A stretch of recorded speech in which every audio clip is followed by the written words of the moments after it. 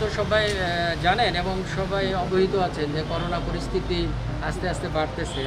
এই হসপিটালে আগে রুগী ছিল 40-45 জন, আজকে এখানে রুগী ভর্তি আছে 100 জন। আইসিইউতে আমার 15টা বেড আছে, 15টা বেডেই রুগী আছে 15 জন, 100টা বেডে 101 জন রুগী আছে।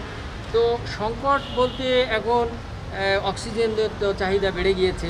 অক্সিজেন আমরা নেই স্পেকট্রার কার্ড থেকে, ওরা আনতো ইন্ডিয়া থেকে, ইন্ডিয়া বন্ধ করে দিয়েছে। এখন ওরা বোধহয় আমাদের দেশীয় আবুল খায়ের গ্রুপ থেকে কিনে নিচ্ছে। অক্সিজেনও একটা সংকট। আর সংকট বলতে সব কিছুই তো সংকট, আমাদের বাজেটেরও কিছুটা কনস্ট্রেইন আছে। আমরা সব সময় সব কিছু আইটেম সরকারের থেকে পাই না। হ্যাঁ, কিছু কিছু জিনিস রুগীদেরকে কিনতে হয়, কিছু কিছু জিনিস আমরা দিতে পারি হসপিটাল থেকে। কিন্তু এই সময়ে তো যেমন একটা সার্কিট, একটা রুগীকে একটা ভেন্টিলেটরে বা একটা হাই নেজাল ফ্লোতে প্লেস করতে গেলে একটা সার্কিটের প্রয়োজন হয়। ওই সার্কিটটা আমরা সব সময় আমাদের হসপিটালের পক্ষ থেকে রুগীদেরকে দিতে পারি না, এটা রুগীদেরকে কিনতে হয়।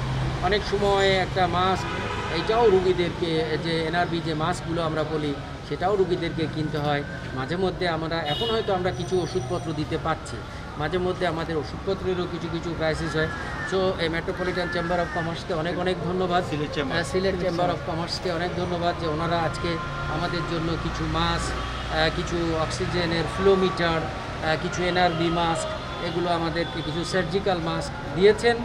এবং ওনারা এই মানে কি বলবো, করোনা দুর্যোগকালীন সময়ে দুস্থ মানুষের সাহায্যের জন্য এগিয়ে এসেছেন। এবং আমি আশা রাখবো যে সিলেটে আরও যে সোসাইটি আছে, যে এলিট সোসাইটি আছে, তারাও এই সময়ে কিছু কিছু যদি সাহায্য আমাদের এই হসপিটালে করে, তাহলে আমরা আর একটু বেটার সার্ভিস দিতে পারবো, গরিব রোগী উপকৃত হবে।